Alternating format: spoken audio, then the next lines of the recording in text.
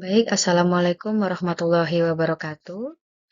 Di video kali ini saya akan memulai presentasi eh, materi yang keempat, yaitu analisis sistem pelayanan kesehatan. Di sini PPT-nya dikerjakan secara berkelompok, dan nama saya yang paling bawah, Maura Nurbintang Maharani dengan NIM 251326110197. Baik, kita mulai ke slide pertama. Hubungan antara puskesmas, klinik, dan rumah sakit dalam sistem rujukan. Hubungan antara puskesmas, klinik, dan rumah sakit. Puskesmas dan klinik bertindak sebagai gatekeeper dalam sistem pelayanan kesehatan, melakukan screening awal, serta penanganan khusus ringan hingga sedang. Jika kasus pasien memerlukan penanganan lebih lanjut atau alat penunjang yang lebih lengkap, pasien akan dirujuk ke rumah sakit sesuai kebutuhan. Ada rumah sakit tipe A, ada rumah sakit tipe B, dan ada rumah sakit tipe C. Proses rujukan berjalan struktur, diawali dengan penilaian dan trigger di puskesmas atau klinik, lalu dilanjutkan dengan koordinasi rujukan di rumah sakit sesuai dengan tingkat kebutuhan dan kelengkapan fasilitas yang dibutuhkan oleh pasien.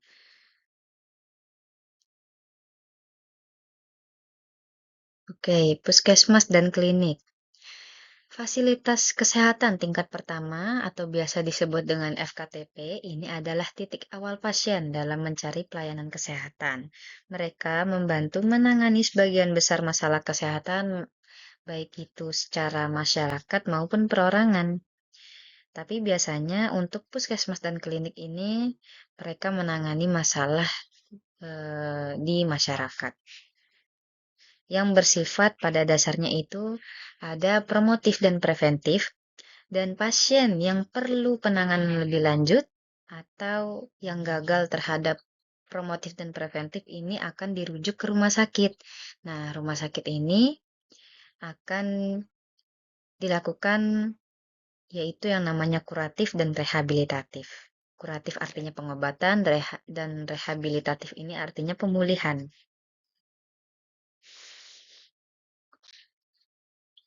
Nah, seperti yang saya bilang tadi, rumah sakit bertindak sebagai fasilitas kesehatan tingkat lanjut atau yang biasa disebut dengan FKTL, sekunder atau tertiary.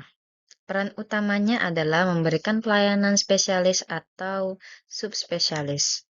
Mereka seharusnya hanya menerima rujukan dari FKTP, puskesmas atau klinik, untuk kasus yang sudah sesuai indikasi medis rujukan, kecuali kondisi gawat darurat yang mengancam nyawa, itu tidak perlu ke puskesmas ataupun klinik.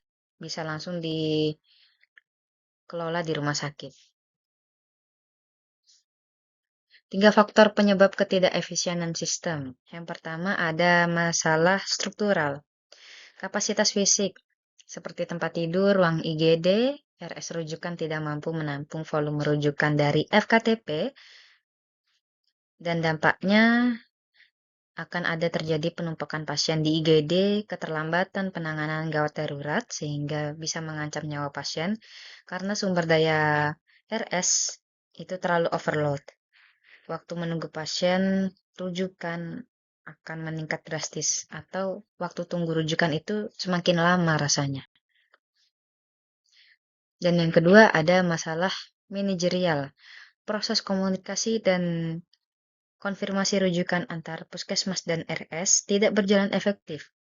Dampaknya, proses persetujuan rujukan memakan waktu yang lebih lama. Puskesmas kesulitan mendapatkan informasi, ketersediaan tempat secara cepat, minimnya standar operasional prosedur atau biasa disebut dengan SOP yang jelas untuk transfer pasien gawat darurat. Dan yang ketiga ada masalah teknologi. Tidak adanya platform digital yang memadai untuk menghubungkan semua fasilitas kesehatan. Nah, ini seperti telepon atau komputer atau alat digital aplikasi lainnya. Dampaknya tidak ada status real time ketersediaan sumber daya di rumah sakit dan keterlambatan transfer data rekam medis pasien. Rujukan masih bergantung pada metode manual atau kayak telepon wartel gitu ya, yang rawannya menjadi sebuah kesalahan dan sangat tidak efisien untuk situasi gawat darurat karena kita perlu waktu yang lebih cepat. Strategi peningkatan sistem pelayanan administrasi. Nah, membuat sistem informasi rujukan terpadu, platform digital, ya karena semua serba digital sekarang, yang bisa dipakai puskesmas, klinik, dan RS untuk di satu ruang lingkup. Melihat ketersediaan tempat tidur secara langsung, mengisi formulir rujukan secara online dengan data lengkap, dan mengirimkan pemberitahuan otomatis ke rumah sakit. Strategi peningkatan pelayanan yang kedua yaitu membuat aturan prosedur rujukan atau biasanya disebut dengan SOP, aturan yang jelas, tantangan cara rujukan, siapa yang harus dirujuk, cara berkomunikasi, dan waktu cepat respon rumah sakit. Dan yang kedua adalah latih staf, baik itu staf administrasi atau dokter maupun suster, semuanya harus dilatih. Ajarkan staf cara menggunakan sistem baru, mengelola proses referensi, dan mengatur ruang tunggu di IGD agar pasien tidak menumpuk.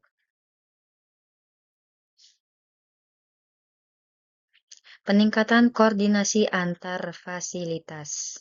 Pembentukan tim koordinasi rujukan daerah bisa dilakukan 24 jam di bawah Dinas Kesehatan untuk kendali pusat komunikasi, alternatif RS, dan pematuran referensi. Penetapan jenjang rujukan berjenjang. Nah, ini struktur rujukan resmi puskesmas sebagai referensi kompetensi. Ini sudah ada RS tipe C maupun D atau RS tipe A maupun B. Perjanjian kerjasama atau PKS. Dan pertemuan rutin. PKS formal antara fasilitas, pertemuan koordinasi bulanan, ini bisa dilakukan secara bulanan atau 2 minggu sekali, evaluasi masalah dan solusi sebagai jalan tengah untuk setiap masalah yang dihadapi, baik itu di puskesmas, klinik, maupun rumah sakit. Kontribusi tenaga administrasi rumah sakit dalam memperbaiki sistem rujukan. Nah, yang pertama ada pengelolaan data dan informasi rujukan terpadu, menginformasikan dan memastikan kekurangan data dalam sistem informasi rujukan jika ada atau sistem pendaftaran atau antrian rujukan rumah sakit. Memastikan data ketersediaan kamar, dokter, spesialis, dan perawat layanan di rumah sakit secara update real time 24 jam untuk diakses oleh puskesmas atau klinik yang merupakan tingkatan pertama sebelum ke rumah sakit.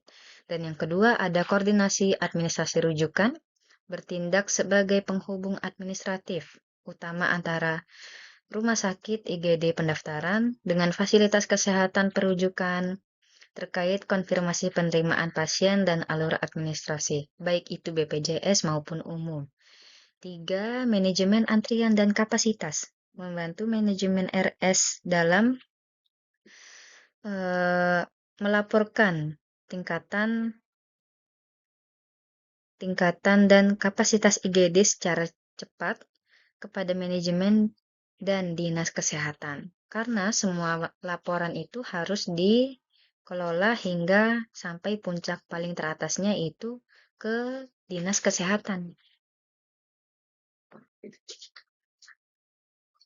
Kontribusi bidan, khususnya yang bertugas di puskesmas maupun klinik, dalam memperbaiki sistem rujukan.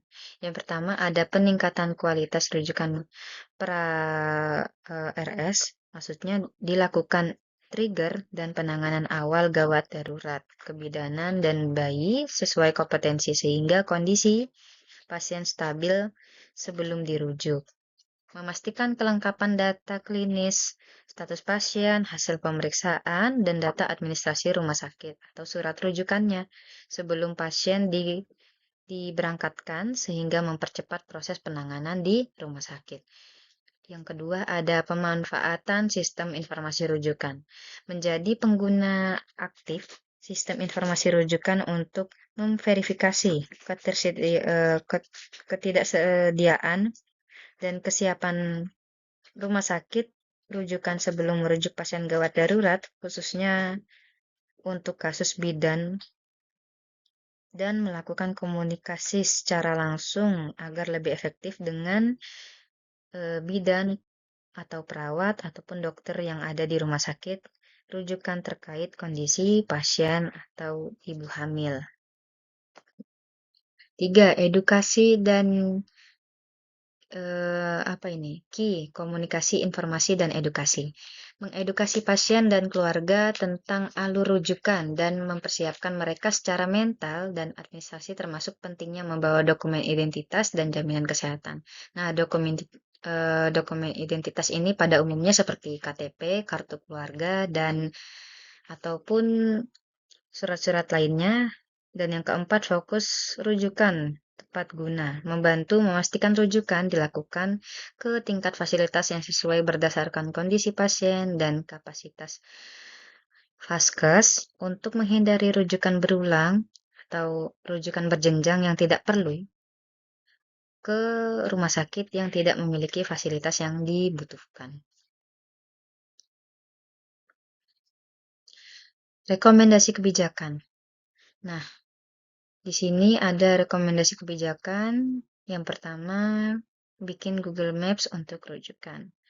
Dengan adanya nama kebijakan akselerasi sistem rujukan digital terpadu, masalah yang diatasi, koordinasi lambat dan kurangnya informasi real time. Tindakan konkret yang harus dilakukan, wajib semua puskesmas dan rumah sakit pakai satu platform digital yang sama platformnya ini menampilkan ketersediaan tempat tidur, ruang IGD, dan ruang inap secara 24 jam.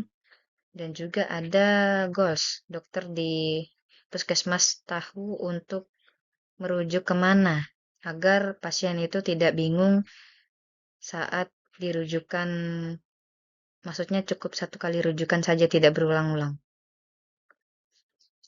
Dan yang kedua ada rekomendasi naik klasin puskesmas, pengaturan kompetensi dan kewenangan atau FKTP, masalah yang diatasi keterbatasan kapasitas rumah sakit atau beban berlebih, tindakan konkret yaitu latih ulang SDM atau sumber daya manusia yang ada di puskesmas untuk bisa menangani kegawat daruratan ringan maupun sedang, sehingga pasien-pasien yang tidak perlu sebenarnya dirujuk ke rumah sakit hanya karena sakit ringan, nah itu bisa diatasi di puskesmas maupun klinik. Sediakan alat diagnosis dan obat esensial yang lengkap di puskesmas. Nah, maksudnya di sini obat-obatnya itu tuh lengkap. Mungkin ada paracetamol, ada antibiotik dosis rendah karena untuk sakit-sakit biasa itu tuh biasanya menggunakan obat-obat yang tidak terlalu berefek samping untuk pasien. Dan goals-nya mengurangi rujukan yang sebetulnya bisa diselesaikan di puskesmas. Nah, ini bisa mengakibatkan, maksudnya berdampak positif bagi rumah sakit, sehingga rumah sakit itu tuh tidak kewalahan untuk menangani pasien yang ada di eh, rumah sakit karena sudah ditangani lebih dulu oleh puskesmas. Oke, lalu di sini ada rekomendasi kebijakan. Rekomendasi yang ketiga, membentuk pusat kendali lalu lintas dalam sistem rujukan. Pembentukan tim Komando Rujukan atau TKR 24/7. Masalah yang diatasi, keterlambatan penanganan gawat darurat dan overload di rumah sakit. Tindakan konkret yang harus dilakukan, bentuk menara kontrol atau TKR yang tadi, yang beroperasi non-stop di bawah Dinas Kesehatan. TKR yang memutuskan secara terpusat kemana rumah sakit mana yang harus pasien datangi saat gawat darurat. yang harus dikirim secara langsung, bahkan bisa dialihkan ke RS swasta jika rumah sakit unit darurat itu penuh, dan goalsnya memastikan setiap pasien gawat darurat selalu mendapatkan tempat penanganan sesegera mungkin. Oke, sampai kita ke penghujung atau akhir slide. Saya ucapkan terima kasih dan mohon maaf apabila ada salah-salah kata. Dan jika ada kekurangan, baik dalam penjelasan atau ketidakpahaman dalam penjelasan yang saya paparkan, saya mohon maaf yang sebesar-besarnya. Dan saya akan terus belajar dan akan terus memperbaiki di masa yang akan datang. Dan terima kasih untuk Bapak Ardan yang telah membimbing mata kuliah Ilmu Kesehatan Masyarakat. Saya ucapkan terima kasih. Saya akhiri. Wassalamualaikum warahmatullahi wabarakatuh.